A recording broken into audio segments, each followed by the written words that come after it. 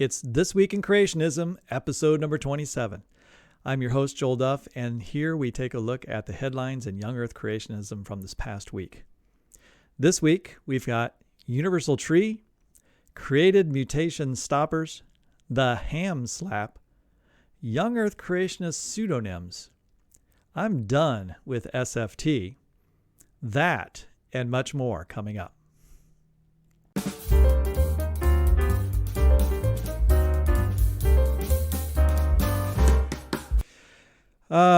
Where to begin?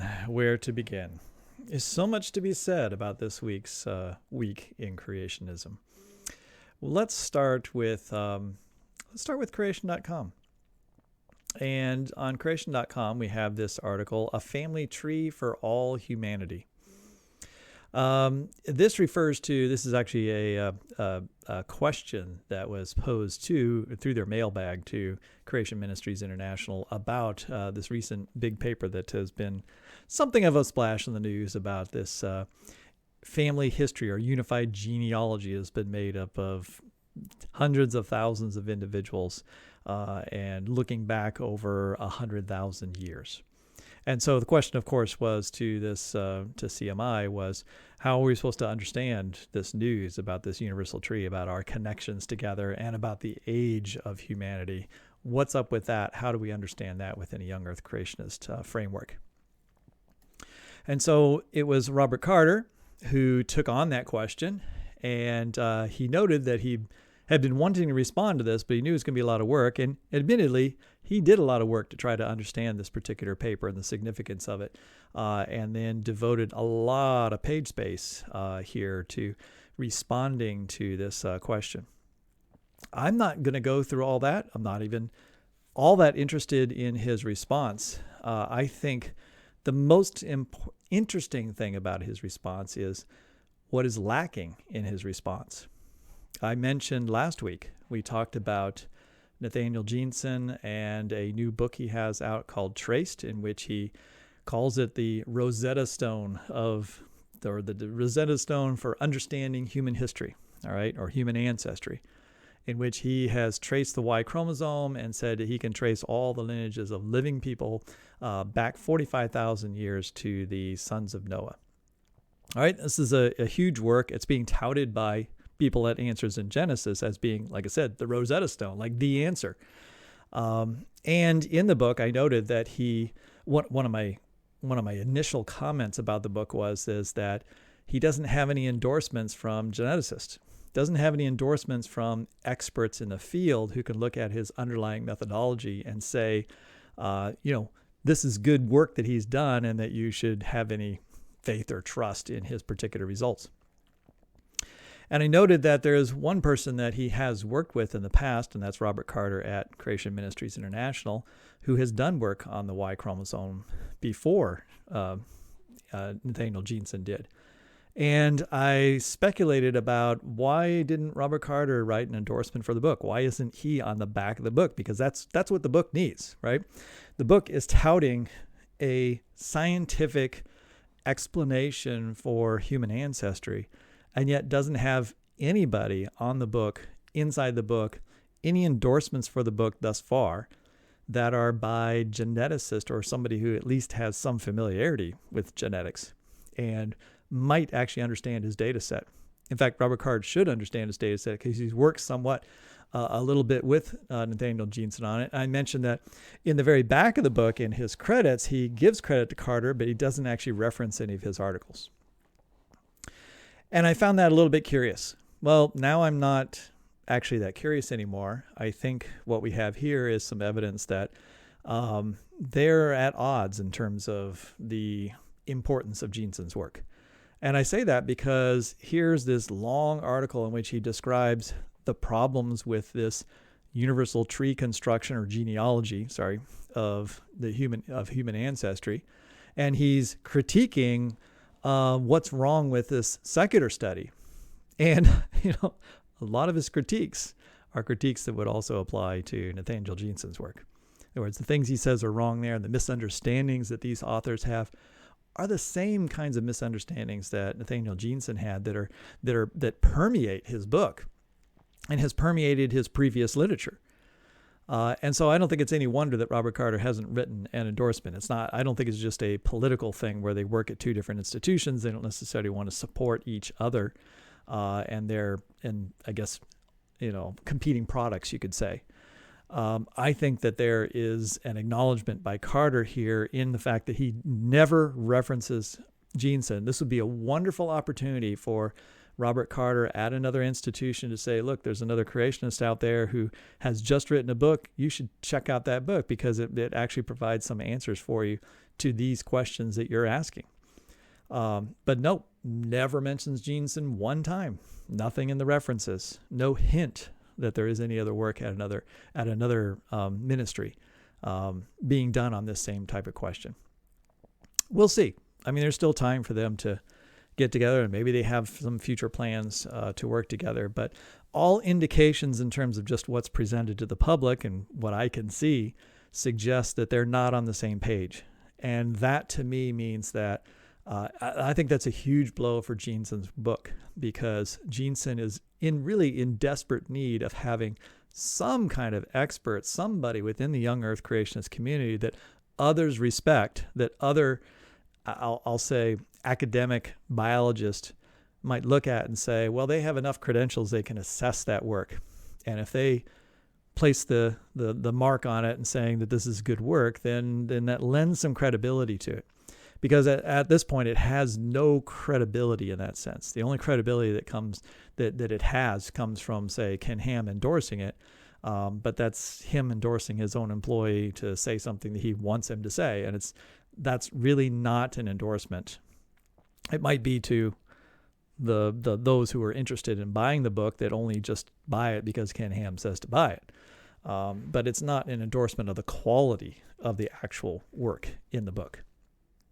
All right, but enough of that. Switching over to Answers in Genesis. This is from Ken Ham's blog from April 4th, just a couple days ago. DNA first responders. And he's first highlighting an article.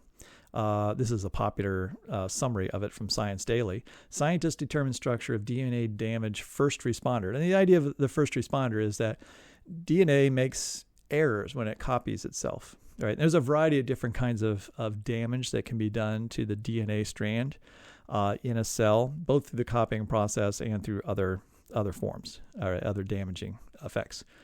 And you might wonder, well, like, how does a cell know where the damage is done? Because we have amazing repair mechanisms for fixing DNA damage so that it doesn't accumulate at too fast of a pace. And there is a so-called first responder. There's some kind of molecule that's able to identify where an error has taken place and essentially call in, the reserves, like other proteins, to come now and fix this particular spot. Like, right here's where a problem is. And in this Ken Ham blog article, he actually copies and pastes several figures from the original research article. And I just had to show you a couple of these because this is a very rare occurrence in Ken Ham's blog, or really on the Answers in Genesis website, is to show figures like this, which is the three-dimensional structural visualization of very complex proteins, including all the acronyms of the different subunits of these proteins. And I'm sure that Ken Ham and, actually, Ken Ham didn't write this. I'm sure his team of writers actually wrote his blog post for him on this one. But nonetheless, even they, I don't think, would have any idea what they're actually looking at. I think the whole point of showing this is to wow people with, like, wow, that looks really complex, right? There's dozens of different proteins involved in creating this protein complex that then has this mechanical responsibility for identifying mutation hotspots or places where mutations have happened along the DNA strand, and then calling in other proteins in order to be able to splice out the error and then fix it, and then, basically fix ourselves, right? And so he shows a number of different diagrams. And I think this is just, no one in the audience reading this is going to be able to interpret this particular data. I think it's just sort of the gee whiz factor, the wow, look how incredibly complex that is. Because what's the main point in the blog post? It's about complexity, right? It's a complex process, and it's just one small part of DNA repair, which is just one small part of DNA, right? This is just one little piece of an intricate set of metabolic processes that occur inside of cells that keep us alive. This couldn't be the result of chance, after all. And then here's the catch. This is something that's often seen in the creationist literature, and really intelligent design literature. After all, DNA doesn't have millions of years to wait for proofreading and repair system to evolve through trial and error. Like, this is a mechanism that fixes errors. So how could a mechanism that fixes errors know where errors are in order to fix them? How could that particular process have evolved? And I want to point out, well, a couple different things about this. I mean, this got me thinking, and I've had these thoughts before, and I thought maybe this is a place where I could express those.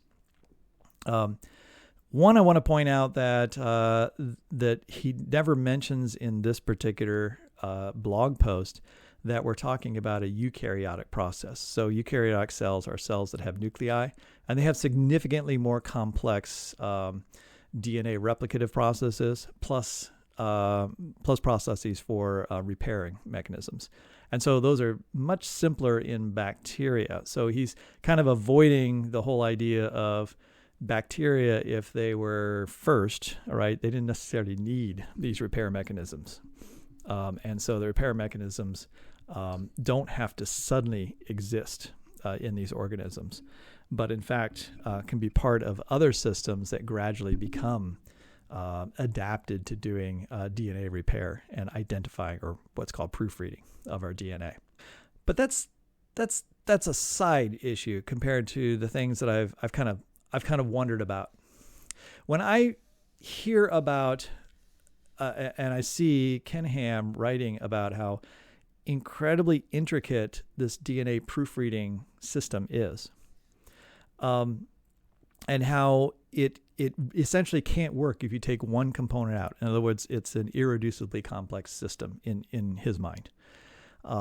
It won't function if any changes are made to it. It's just so perfectly designed, right?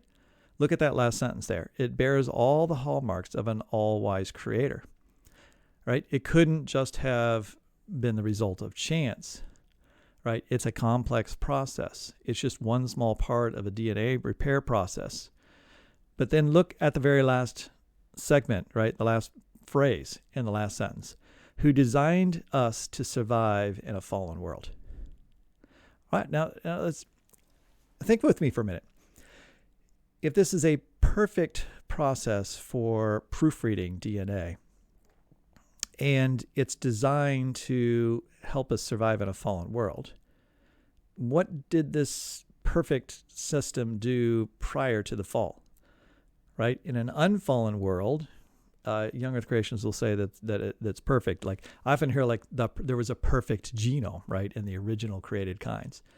And perfect genome seems to suggest that there wasn't any mutations in it, all right? And of course, they're using an overly simplistic definition of mutation, but nonetheless, the idea that there isn't any imperfection somehow in the DNA. There aren't any broken genes. There aren't any parts that aren't working to full efficiency.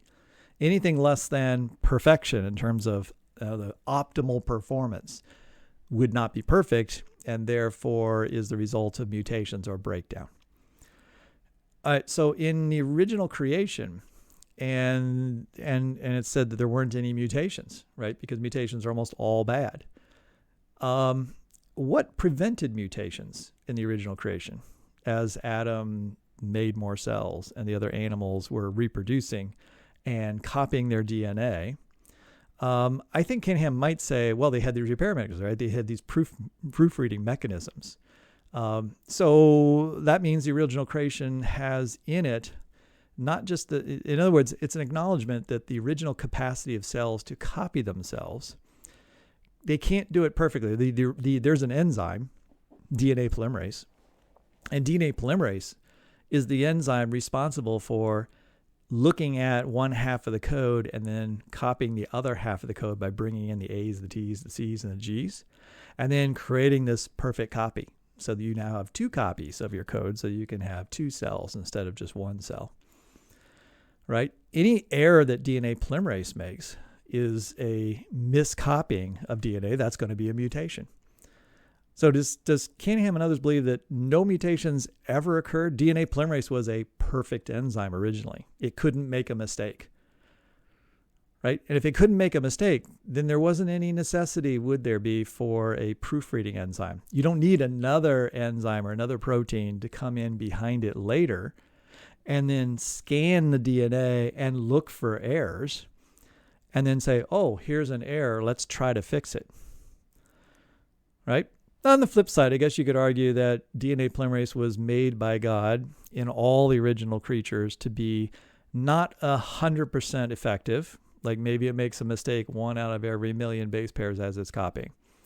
But we're not going to call those mutations because they're not mutations because there was this proofreading mechanism too. And then anytime that one enzyme made a mistake, you had another enzyme or another protein that could adjust for that error. And so the ultimate product you'd make would be perfect.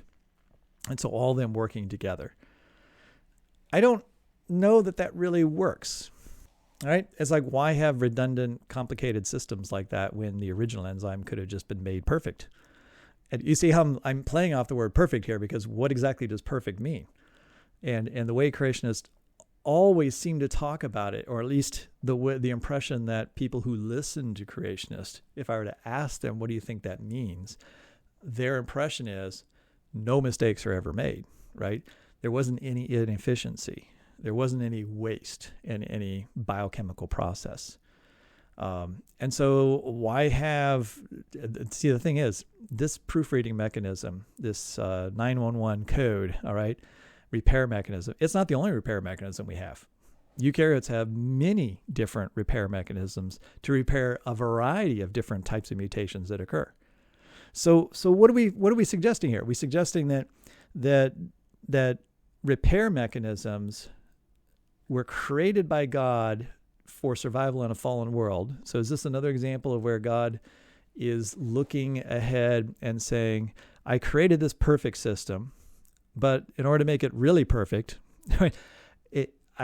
I can't just include just things that would make this organism survive in its original condition, but I'm going to have to add some other genes, some other proofreading mechanisms that when this other mechanism, DNA polymerase, breaks because of the fall, there'll be a backup which will try to fix some of those errors. Now, the thing is, despite all the talk about this being an amazing, complex system and how this proofreading thing fixes errors, it makes mistakes. The proofreading mechanism is not perfect itself, right? It doesn't find all the errors. Some slip through.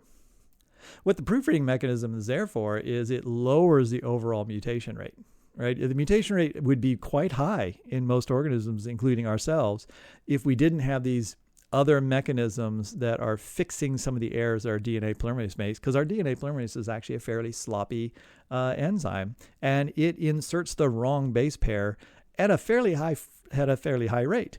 And so we need these other mechanisms in our body to be able to tamp down those mutations, right, by removing some of them. But even those processes aren't perfect, and some mutations ultimately slip through. You might have heard, like, every one of us probably inherits anywhere from maybe 100 to 200 brand new mutations in our DNA that neither of our parents had when they made those copies in terms of making our genes in the egg and the sperm. Right? So those are the ones that are slipping through this entire process of DNA repair. I think it's just fascinating to think about. When you drill down, you really think about what would perfection look like at the biochemical level in creation. You end up asking all these crazy questions to yourself, and you realize that as simple as Ken Ham and others try to make this sound, it's just like, oh, God made, this is complex, therefore God made it. It must have been designed for the fallen world. You're implying that God made things that weren't necessary in the original world, but he only made them so they become useful later on. And that is one approach that creationists take, right? That's an approach that creationists take toward why defensive mechanisms, right? Why carnivory? Why a bunch of other different biological systems that don't seem to be good still are in organisms, but they couldn't have evolved because they don't want to say that mutations would have evolved new things. And so they would say that they were like these programs were installed in the original creation, the original created kinds, but weren't necessarily used. Maybe they were turned on later. So maybe this system we're looking at right here was turned on after Adam sinned and corrupted his DNA polymerase. And now he had this backup system. But apparently the backup system was also corrupted, right? So here's a backup system was created just to be there for when the original system breaks, but it wasn't also made perfect because it was corrupted and then some mutations still slip through. It gets very complicated once you start to actually think through the implications of these things. All right. Oh, I looked up the original paper. I mean, it is a really fascinating paper about mechanisms of loading and checkpoint proteins. And so I'll probably incorporate something about this in a future genetics lecture for my class. Now, in the very same blog, I do believe Ken Ham probably wrote this part of the blog, right? He has a writing team. And most of the time, I don't get the sense that he's actually written the blog. He probably just approves of what's written under his name. But in this case, I think he wrote this particular part. And so he posts this picture of him slapping Darwin, which of course we all know where this comes from, the Oscar slap, right?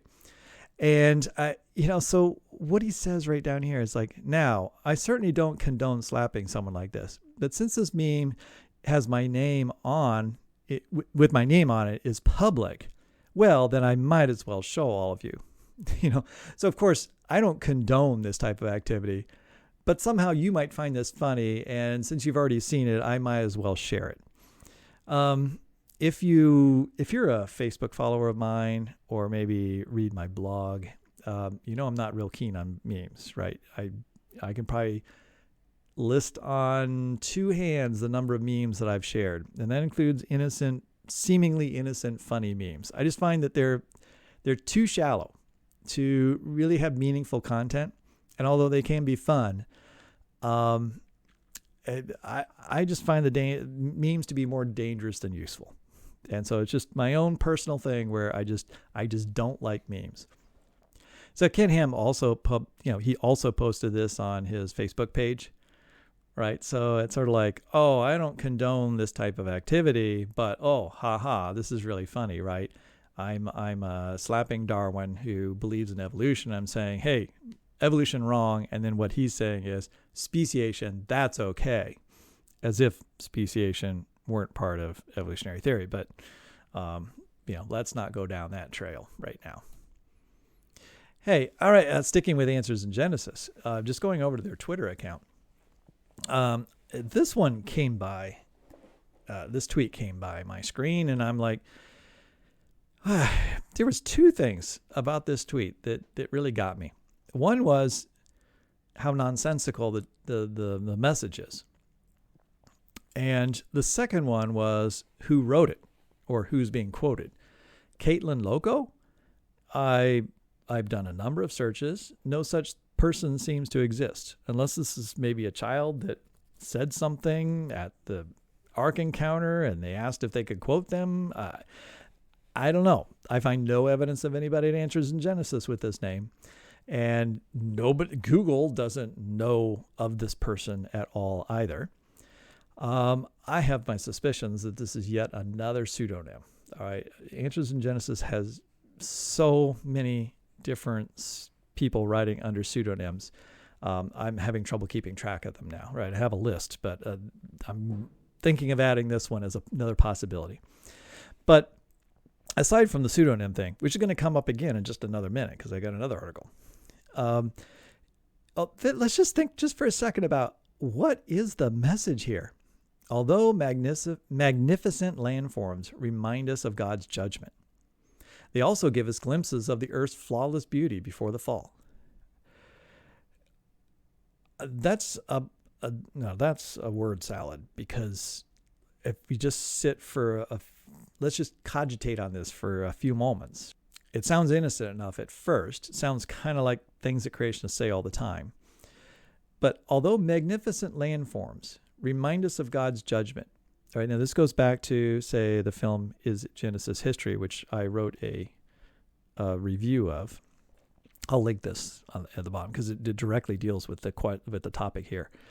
And in Is Genesis History, they're in the mountains and they show the Grand Canyon and a variety of other things. And the main, one of the big points that he makes in that film is that all that you're seeing is the result of judgment, right? For the young earth creationists, when they go to the Grand Canyon, or you go to the Niagara Falls, or you go to really anywhere, they're saying that the entire Earth's surface has been completely resculpted, right?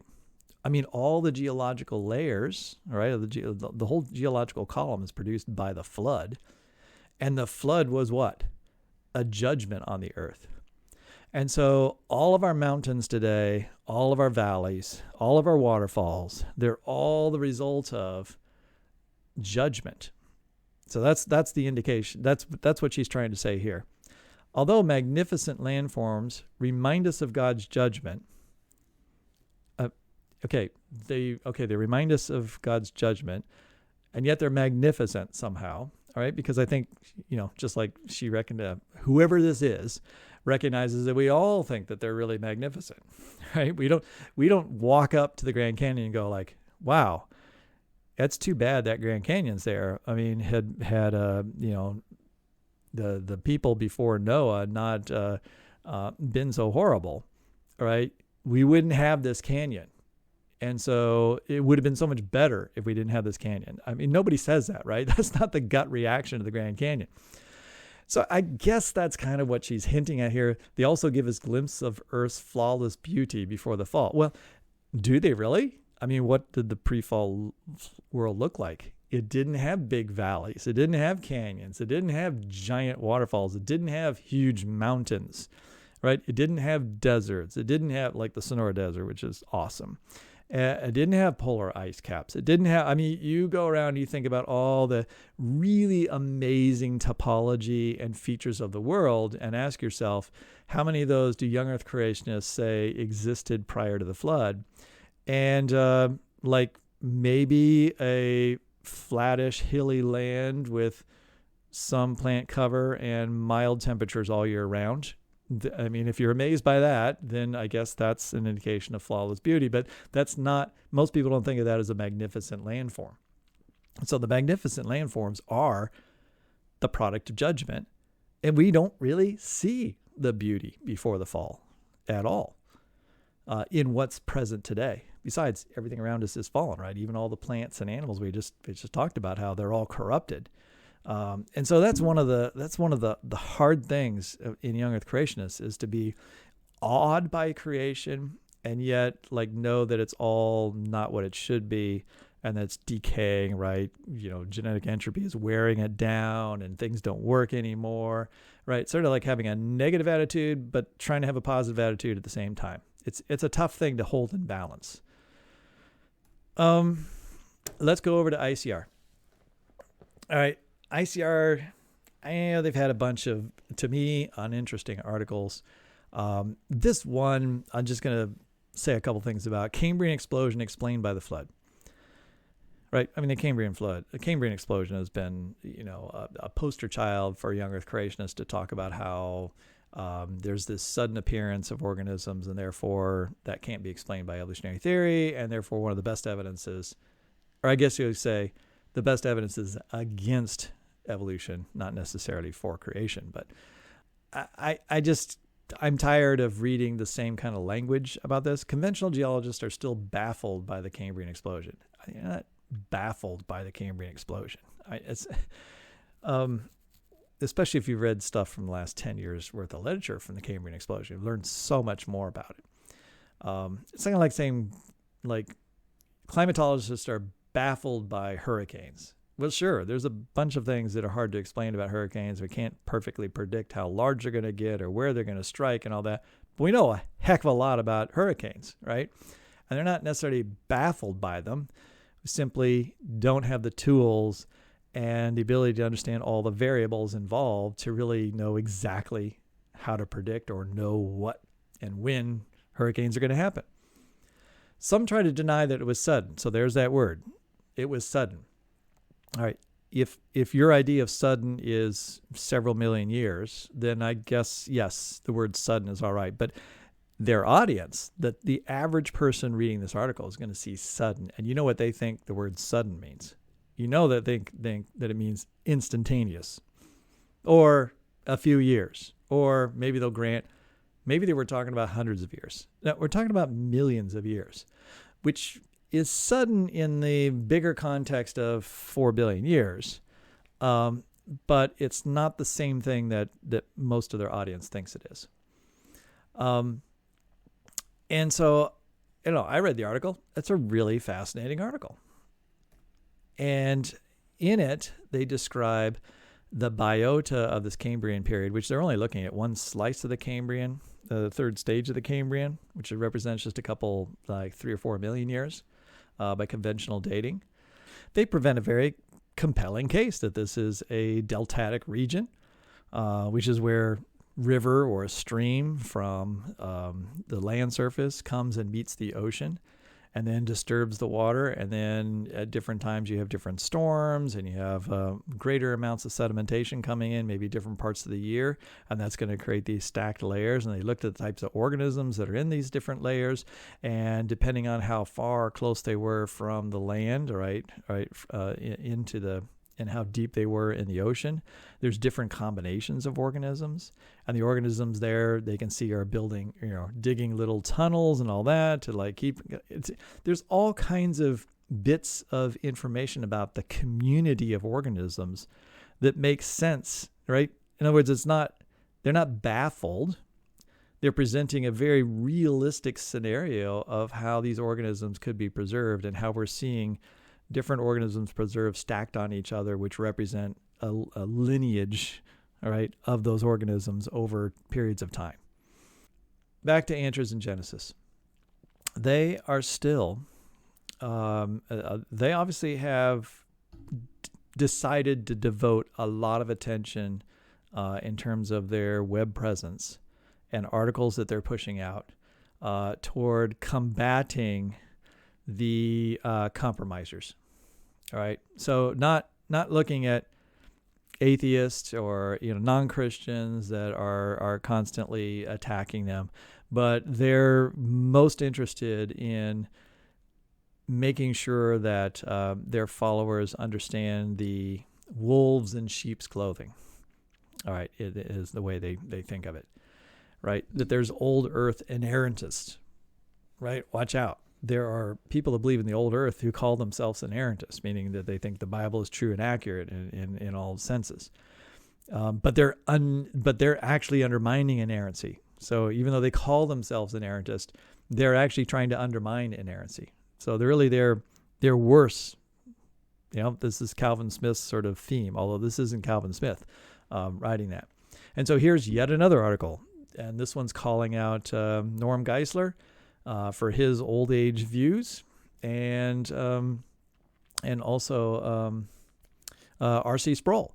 All right, so it's quoting R.C. Sproul and his sort of talking about how he is not convinced of a young Earth, and right. So now we gotta question his bona fides as being an evangelical Christian because he's denying young Earth creationism.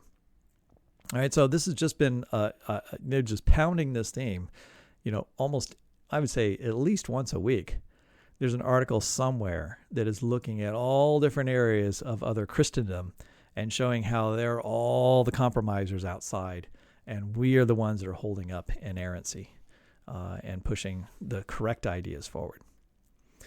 What was else? Oh, yeah, there was one other thing I was going to say about this. So here we've got who's the author, right? I always look to see who the author of any article is written on Young Earth Creationist sites. And if I don't know the name, I try to find something out about them. What is their authority to write this particular article? And this is by Liz Abrams. Cannot find anything about her. She's written multiple different articles in the last, say, 6 months for Answers in Genesis. So it looks like she's going to be a regular writer. I say she. I don't even know if it's a she because, once again, I think this is another pseudonym potentially for who knows who this is that's writing this particular article. Again, Google doesn't know of this person, and Answers in Genesis provides no profile. At least my search on their site didn't come up with anything about her. So I don't know what her credentials are. I don't know what her experience is. I don't know anything about her. And so, I think in the last couple of days, we've seen another couple of examples potentially of Answers in Genesis using pseudonyms. In this case, and I think in both cases, what it does is it makes it look like there are more people that are writing that have this particular opinion. Rather than having Calvin Smith write the same, these types of articles over and over and over again, they're getting somebody else, or Calvin Smith for all I know, right, to publish under other names. And that gives the impression that there is a group of people that all share this idea in common, and have come to these conclusions maybe independently, right? Because if 10 people come to some conclusion independently, that's far more believable and has more merit than simply one person who constantly writes and harps on a particular topic or issue. So I don't know what's really going on with the pseudonym thing. I understand that some people may have jobs in secular institutions, especially maybe in higher ed, and they don't want to be known by their name, but they want to write and do something for Answers in Genesis. I know that that's the case for several of the individuals that use pseudonyms, but I'm just seeing it more and more and more, and I can't believe that that's all the case. It feels like there's other things going on, and that's what pseudonyms do, right? When you use pseudonyms, it lends you to then be skeptical because you wonder what the alternative motives are. I did a whole video on this in which I explored some of the various uses of pseudonyms or articles written under pseudonyms in the creationist literature. And I kind of go through the history of using pseudonyms by young Earth creationists. And I'd say it hasn't gotten any better. It's only become more common, I think, recently. Slight tangent here, but I'm filled up on sugar-free treats. I'm just kind of done with them, right? They masquerade as being the real thing. They tell you that they're going to taste good and they're going to be like better for you. But then when you participate in sugar-free treats, you realize that they're doing nothing for you. They don't even taste good, but they're worthless, and you shouldn't be bothered with them. At least sugary treats. All right.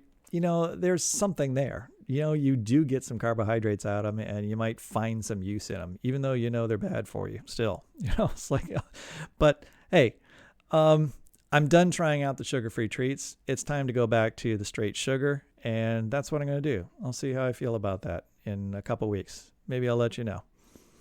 All right. Thanks. That's kind of my public service announcement for today. Hey, I'm Joel Duff. Thanks for hanging with me this far. And hey, we'll be back next week, and I'm sure there'll be some interesting headlines that come from young Earth creationists that will make us think. Because in a way, many of these headlines really do make me think, right? I really have to sit back and say, it makes you ask why. That's kind of like the whole thing with the genes or the proteins that are fixing our DNA. You may have never thought of those things until somebody brings it up and then says, here's what you should think about it.